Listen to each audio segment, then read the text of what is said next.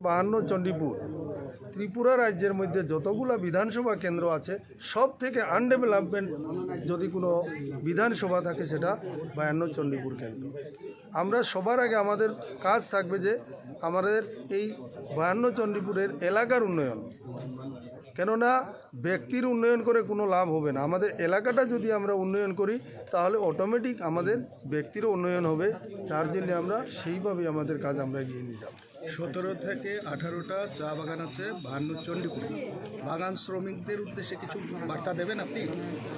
9টা চা বাগান আছে আমাদের এখানে, 9টা চা বাগান আছে এবং চা বাগানের যে তারা একটা মুখ্যমন্ত্রী একটা নির্দেশ দিয়েছিলেন, আমিও তখন ওই পার্টিতে ছিলাম, যে সবাইকে জায়গা দেওয়া হবে, পাট্টা দেওয়া হবে, রেশন কার্ড দেওয়া হবে।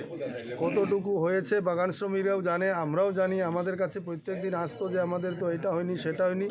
এইরকম ভাওতাবাজি করে আমরা রাজনীতি করব না।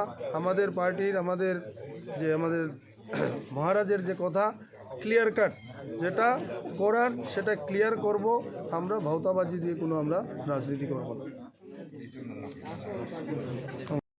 Buagra long live, Buagra long live, Ranjan Sinha long live, Ranjan Sinha long live. যখন থেকে ক্যান্ডিডেটের নমিনেশন নাম এসেছে, এখন আমরা জয়েনিং করে কুল পাচ্ছি না, কারণ কন্টিনিউয়াসলি আমাদের এখানে কল আসছে এবং বিভিন্ন যারা বিরোধী দল, এখন শাসক গোষ্ঠী যারা আছেন বিজেপি দলের থেকে অনেক বড় বড় নেতা আমাদের সাথে যোগাযোগ করার চেষ্টা করছেন এবং বামফ্রন্ট সরকার থেকে যারা বিভিন্ন ধরনের যে নেতা, আগের যে বড় বড় লিডার, তারাও আমাদের সাথে যোগাযোগ করছেন।